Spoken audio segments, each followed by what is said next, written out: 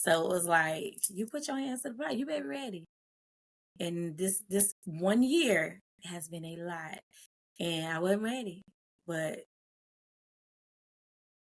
But you who's were. always ready? You were prepared. You were being prepared since you were a little girl, since you were sitting in that house in that small space. Just stories. Watching the stories. I'm pretty sure that was Oh part of your gosh, life too. yes.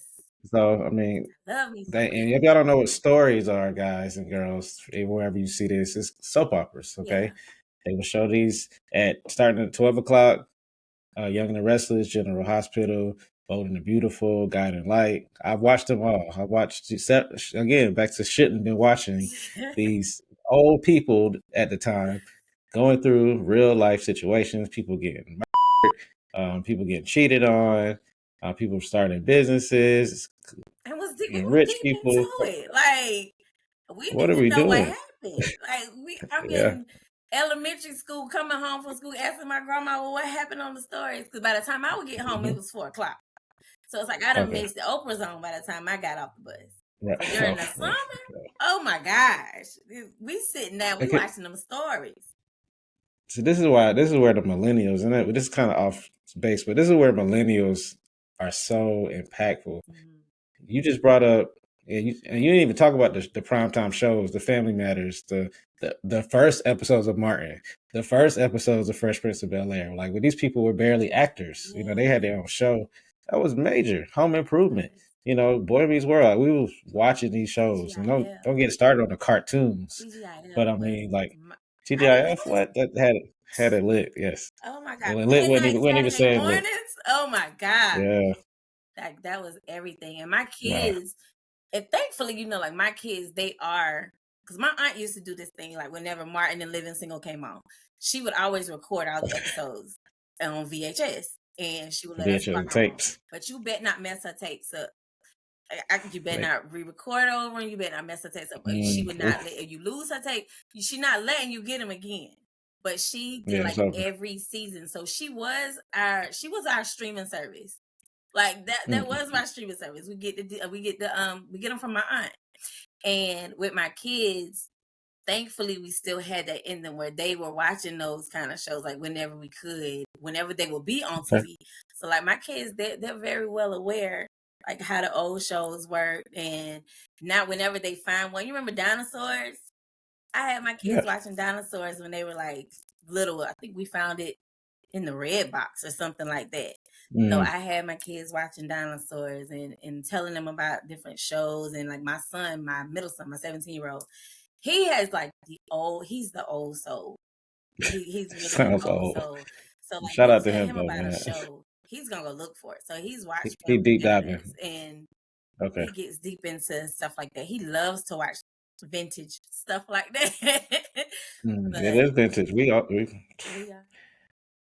Yeah, we getting there. But We getting there, but we living. Now that's cool, and I say that too because I do think about all the things that my kids are watching at this point, and how they watch shows. Not just that it's on. It's not that they're watching it. It's like how you're watching it. What are you seeing when you actually see and read about these characters? I have a 13-year-old daughter, 7, and then 3.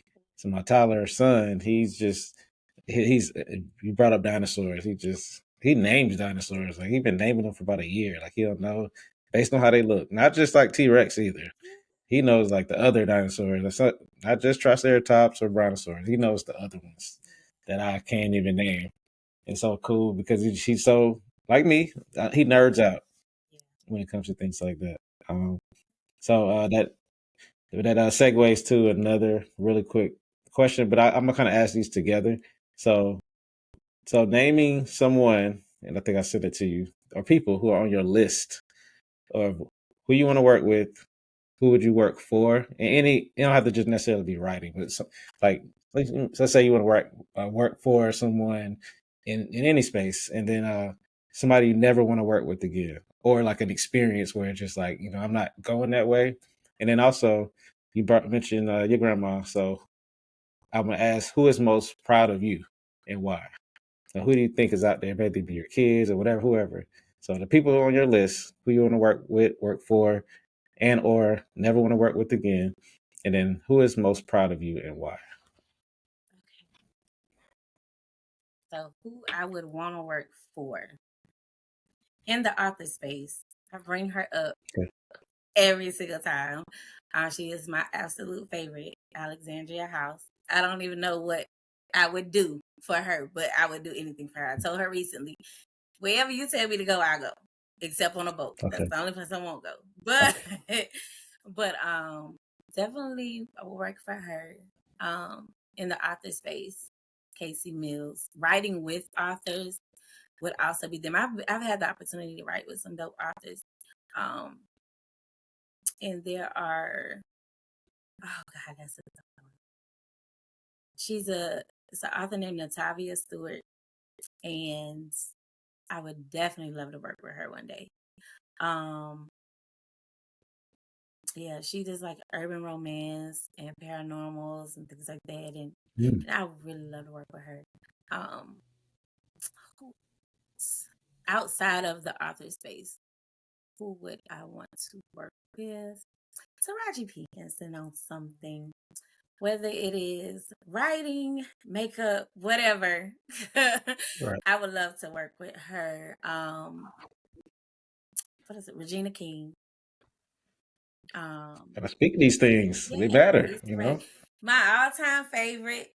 Ah, see, Issa, I yes, love please. Issa, but my all-time favorite person in the world, everybody who knows me knows that I call her my cousin, is Fantasia. Okay. What That's whether now you're gonna that's write, definitely doable. sing, do your makeup, whatever, I am determined. And when I say I'm speaking it every year until it happens, but I'm going to meet her, not just meet her, but sit down and talk to her. That is going to happen. So she That's would be doable. above all, Hmm. because like that is, yeah, that's my number one of number ones. Um, and who would be proud of me, or who I would never work with again? I think in this space you have to find your team. And I've learned to everybody who does promo is not the best. Is not catered for you. They're not for you. They may be good at what they do, but may not be what you need. Everybody who edits is not your editor. Everybody who formats is not the person to format for you. So without saying any names, because I still respect Okay. all of them in We're not messy on here yeah, either. yeah, So I hope definitely people not. respect Because that. I respect all of them in as where they are. But I do recognize that I know the type of person that I am. And I know my work ethic, and I know how I kind of do things. So whenever you're able to find somebody who matches that vibe, then you keep them. So would I still promote them, to refer them to others? Absolutely. Because I'm definitely not a hater, and I definitely ain't stopping nobody coins. But I just know that I may not necessarily be able to work with them because we didn't work as well, and the project didn't flow as well as I wanted it to. So anything that's going to cause me additional stress has to go. So there are, I'll say, just people on the back end of the writing that I probably wouldn't write with again. I wouldn't use again, but it's Mhm. more so like with the promo and the editing, that type deal. Like just the stuff that people don't even really think about, but it's major. It's really major. So in that regard, yeah, those would be the only people. As far as who was most proud of me, mm, that was a little tough because I really don't. I would say if anybody, it would be my kids Right. because I watch how my kids, well, my besties are probably most proud of me because they gonna hype me up all day. Um, but yeah, they definitely hype me up real bad. But other than that, my kids, and I say my kids because I watch how they talk about me and my books to their Mhm. friends. And of course, It's important. my 14-year-old, you can't read my books, and I don't suggest that your friends read my books, but they know that her mama writes books. They know that her mama's an Okay. author because she's still going to talk about it. She'll still tell her teachers and things like that. And my son, he did like a little. He's the one who told me about Book Talk. I didn't even know anything about it. He told me about it, and like it's just kind of, yeah, I would say it would be my kids, just because I see it's not so much of what they say to me, it's what I watch, like how I watch them, and I Right. really feel that they are really proud of their mama.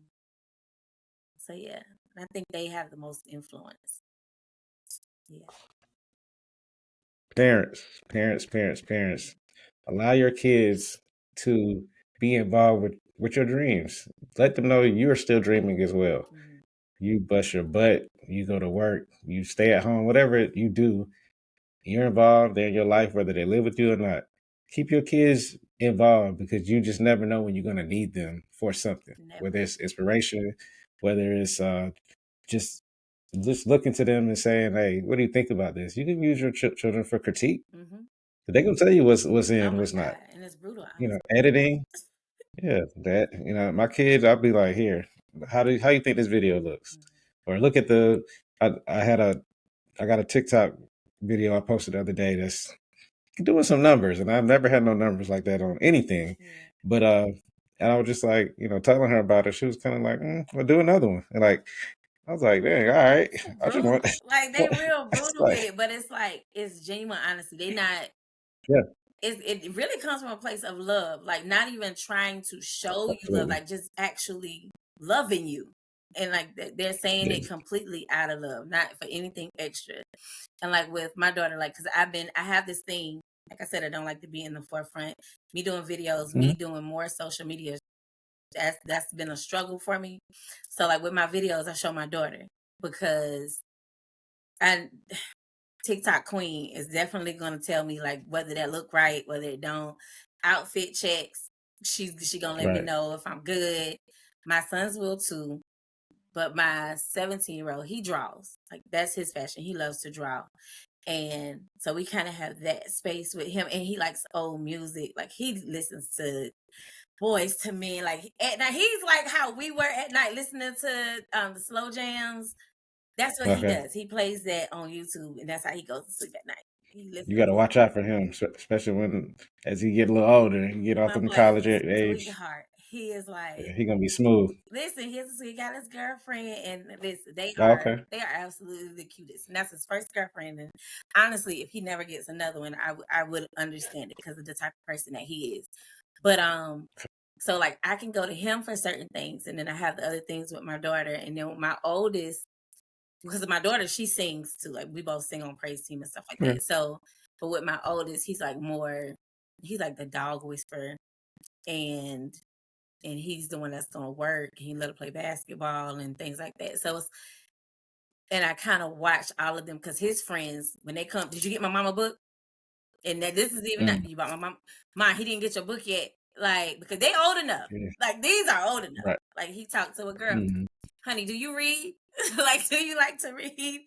Yeah, we gotta get her a Promo book. team. Like, and he's my package handler. He's grabbing all my packages for me and everything because sometimes I can't have everything shipped to my house because it look like I got too much going on. So he'll slide the packages to me and everything. So it's like just in their own ways, just the way that they contribute to what I'm doing. It's just I just love it. I love it. And I'm hoping through what they see through me that they will do what they want to do. Because I'm always going to encourage them. My son said it yesterday. He was like, yeah, you encouraged us to do all these sports and now look at you running up and down the road. But I'm like, yeah, I'm over it now. But that's something I Yeah. always did, but I didn't implement for myself. So it took me being in my 30s before I actually said, let me do what I want to do for me. I hate that, but at the same time, it's my story. So yeah, That's your story, and I love it. yeah, Um, I enjoyed that as a parent. I enjoyed that as someone who watched you literally grow up. We talked about it before we got on. Like, wow, we were kind of way back. You're talking about teens, yeah. college years, and to see you growing up, to see, we locking our hair, we're podcasting, writing, really people who did not. Maybe we spoke amongst each other, but Mhm. to be out here in the public where you're constantly getting critiqued. And for me, like I haven't been getting any negativity. I don't know why I don't post more. I don't know why I don't Yeah. give more, more of my personality. But it's I'm coming around. I'm starting to notice that, maybe I'm not so corny after all. Maybe I do have a voice that people like to hear. Yeah. Maybe I should start trusting God, a lot more. And so that's really where I'm at. So with Two more and we go. with you Oh, saying yes. What's up? Please. Yeah, yeah, yeah. because yeah, we trust in God, but you also have to trust the God within you. So Sure. it's like yeah, because even with me, because I've been writing for over a year. But as far as Hmm. getting into the social media portion, posting videos, actually putting my face up there, like I know that was a struggle for me.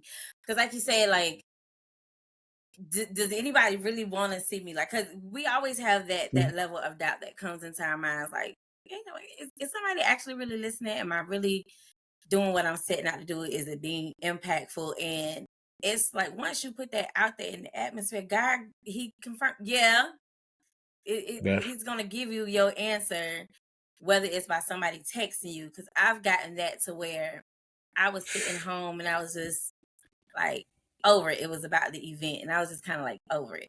And I had like a whole full blown like the older I get, the more of a crybaby I become. And I just had like Mhm. a whole Right. moment, and then I was talking to God because I won't even say that I was praying. Man was having a talk because there's clearly a disconnect, and I'm gonna need you to do something. Cause, but like Hmm. immediately I got an email, and the email that I got, it just confirmed it wasn't even about what I was particularly talking about in my conversation with God, but it was just like I had to call my friend, and I was just I got an email, like I just had a whole moment because he showed me like, yeah, you are seen and you are needed, like just in that Mm. email, to where something that I didn't even think that I was going to be participating in, they invited me to participate. And just to be invited, not asking, but to be invited, like you're called to be in this room. You're not asking, you're not pushing your way to be in this room. You're called to be in this room. You're called to be like the dough spot. You're called to do this. And sometimes we just kind of have to let his thoughts overtake our thoughts and actually trust the God within us. Because it's like, we trust you, God, but am I messing up? Like, am I doing it right? Because I know that's my thing. I'm very hypercritical of myself. And it's like, okay, if you trust in me, trust the me that's in you. Because sometimes we look at it as separate. And it's the Godhead is still 3 in 1. So it's like the same one that we're looking up to and lifting our hands to is still the same one that's within us. So it's yeah, just trust the God that's in you. Like I even had to get help to where I reached out to a content strategist because I was like, I want to do it, but I have to get over the nerves and I have to know to know that I'm doing it right. And she's from Florence. And she was like, Jessica, I had no idea you wrote books. Like, and I was like, yeah, proof. I ain't doing something right. Because even though I like to keep my identity separate, because I like my personas being separate, I get that. there's no reason that here at home, like people who you know and see don't know that you right. Like, so yeah, that on that front, like she helped me, but then she also like opened my eyes to where I think I focused more on the social media branding, and now I have to bring it back home. So yeah. Where it should start, where you should expect the most support. And like for me, I'm glad you mentioned that. And I received everything you said. I'm not doubting it. That's exactly what needs to happen. But because I've been away so long, I don't live in Florence, but I still feel a part. I still kind of look over my shoulders when I'm always looking for someone, but that's not my audience. So what I decided to today, when I was running my 10K, because I got a real 10K coming up. I like to run. I got a 10K coming up in a couple weeks, and I was just trying to see if I could do it without like training or anything.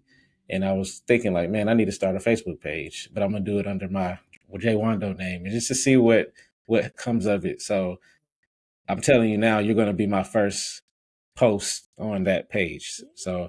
I really wanted to do that to embody Florence, to embody what we can make. Yeah. Um, the Xavier Sams of the world, the That's my girl. That's her name, Aisha McElveen, that does the voiceovers. Um, Yeah. uh, I mean, we got plenty of people that are like born and raised, or if not born and raised, call Florence home, where they have made something and they're from Florence, not like Columbia and then by way of, like, these people went to South Florence, Wilson, North Vista, and Pamlico counts too. That's Florence County. Yeah. Timminsville, they've made something of themselves, whether it be military or in any space where they're out here showing who they are. And so why not add to the list? Why not it be us who are at a point where we're the aunties and the uncles. Yeah. So we can't be saying, we want y'all to do and be something youth and not have a space for them. So we're gonna talk off camera about what you want to do as far as, I mean, we can do some commercial stuff. I'm so ready to use my veteran preferences and all my benefits for these reasons, because I want to give back to the community. I want to give those who don't have a voice or a place to write or express themselves a place. So the Dope Spot is likely to be a place. That's been my whole thought since I started this in 2022. Yeah. So yes, thank you much for bringing that to me. I'm inspired. I'm re-inspired, if that's a word. Yeah, it is. We'll make it one. Yeah. So. Yes, ma'am. All right, so the last two, and then we'll let you get out of here. So let's start with first date, first love, romance. So either of those, and then your, like, when you recognize, okay, I love this person, and then breakup, heartbreak, and then dream mates.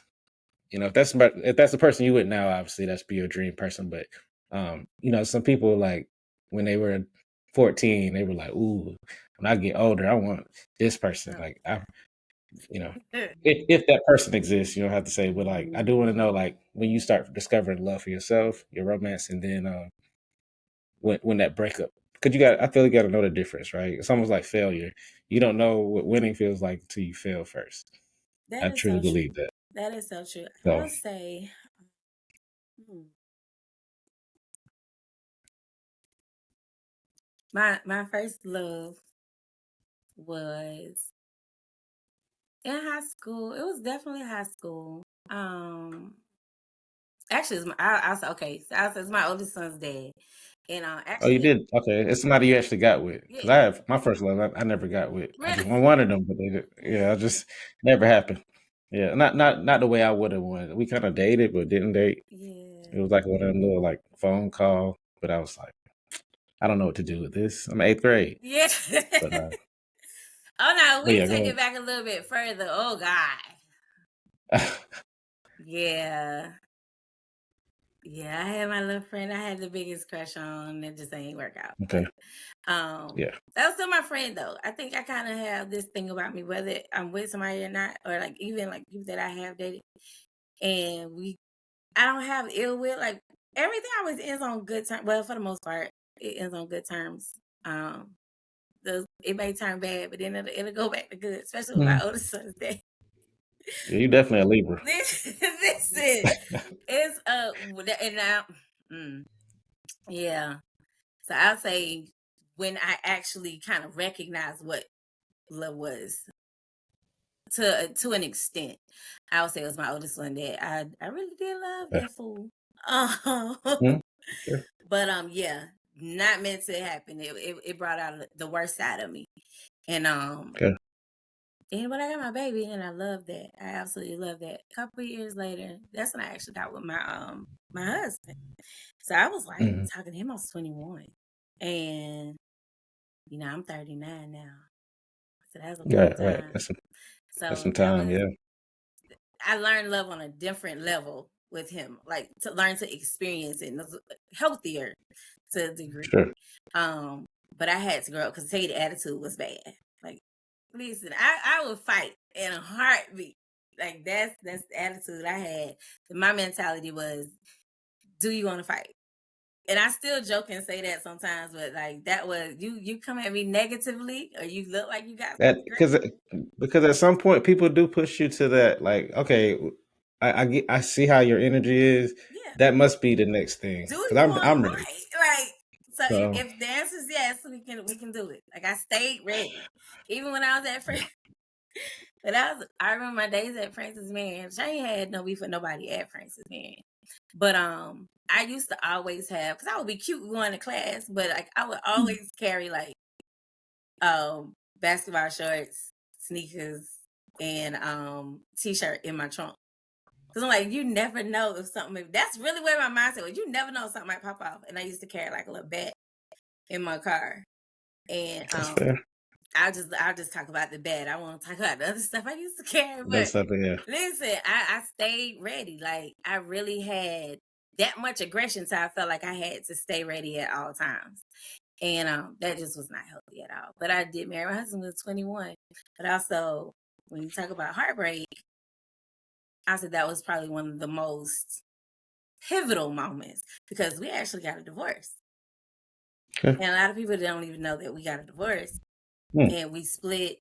A lot of people knew we split, and then I moved away. And because I was kind of more vocal on social media, where I would talk about it, I would use that as like my open diary, and I would just like say Okay. random things. Like you'll catch a nugget, you might not, whatever the case may be. But we split, and then we got back together and remarried. So like people don't even. Well, I guess they know now. They will.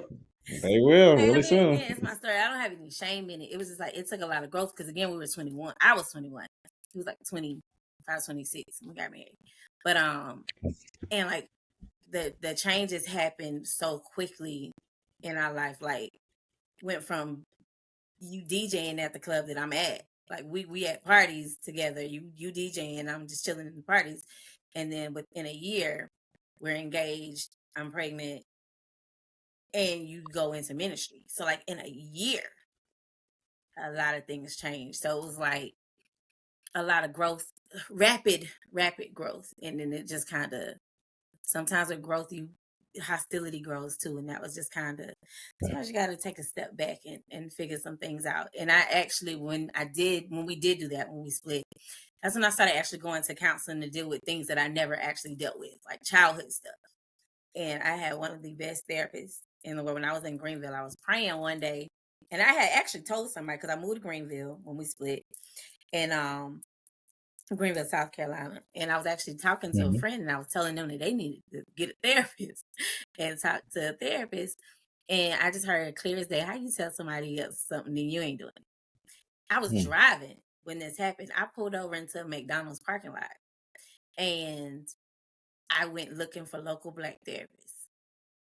And I prayed over it. Was like a list of people, like, and this is like by Google, and it was like a list of people that came up, and I was like, God, please show me which one I'm supposed to call. And when I saw her, it was just like, okay, boom. And when I tell you, I love her down. She was my paid best friend. Ended up, I saw her for a couple of Right. years, and then Gotta I had to pay. stop because she no longer was taking my insurance. Financially, I couldn't afford to continue seeing her, paying all of that. But then recently, I woke up and I was like distraught. I was so heavy. Like I just woke up with heaviness. And tapping into God more, to where you're hearing God and feeling God and recognizing, and you're not crazy. Sometimes God is just speaking to you in different ways. Because a lot of times I just felt like I was crazy. And Sure. I was just like, God, I'm so heavy. Like what? And I just heard clear as day, call her. Because I've had another therapist since then that took my insurance. I only had to pay my little $25 copay. We were good. But I knew she wasn't what I needed. Like she did it for the time span that I saw her, but she wasn't what I needed. I called my old therapist. Well, I reached out to her, set up an appointment. And it was just like, she was so like, you would have thought we were just two friends kicking it on the phone, like how we just picked back up. She was so excited to hear from me. She had thought about me. I had thought about her. Like, it was just crazy that after all these years, you still remember. I'm like, you still remember me. And I think what I valued about her so much was not only was I talking to her about, things that I'm going through and you're being my therapist, but to actually go into her office and her say, I wanted to share this. I couldn't wait till you got here today. I wanted to share this idea with you and see what you think. This is somebody that I paid to talk about my Right. problems, my deep-seated, deeply rooted issues, and you still see value in what I have to say. Like that probably meant more to me than anything out of all the years that we talked, everything that we talked about. Her saying that to me that day just changed my whole perspective. Like, because what you're going through, people don't see you as what you're going through. You're not necessarily sometimes we define ourselves by what we went through. And we can look at them like they don't even know, or even the ones that do know, that's still not what they see you as. And I feel like in a sense that was God showing me like you're not defined by what you went through or even what you're going through or what you've experienced. Because if I tell the full story, a lot of people they can't carry the weight that I've had to carry in my life. Like I laugh, I joke, I do all of that. Baby, you can't handle this. Like you couldn't handle it on your best day. Like, and then there's other people who've been through worse where I couldn't handle what they've been through. But so it's not to discredit what somebody else has gone through, but at the same time, like recognize who you are. Like, and I had to get to that point of recognizing who you are and walk in that. Like sometimes you just have to just actually step into that because some people are seeing it, but are you displaying it? Like don't make it to where somebody has to find that in you. Show that. Like, and I said not too long ago, I was like, I shrink myself too much. And it's like now it's like, okay, you have to stop doing that because what's in you, somebody needs a part of you that you don't even realize. And for me, I've had like people reach out to me who've actually said like, you just don't know how inspiring you are. I had never had conversations with you. And I'm just like, well, thank you. Because it's showing that I'm doing what I am supposed to be doing. I'm doing what I've been called to do. Sometimes with my husband being in ministry, now he's a pastor. So it's like people are so judgmental. But baby, I'm doing the work God called me to do. I don't care if you see it or not. Because it ain't, take that up with God. Because I know that I'm doing what God called me to do in the way that he has given it to me. This is the platform that he has me on. I may not be behind the podium. I may not be in the pulpit, but this is the platform. Every platform is not a pulpit. And this is where I'm supposed to be. Like I'm doing what I've been called to do. So yeah.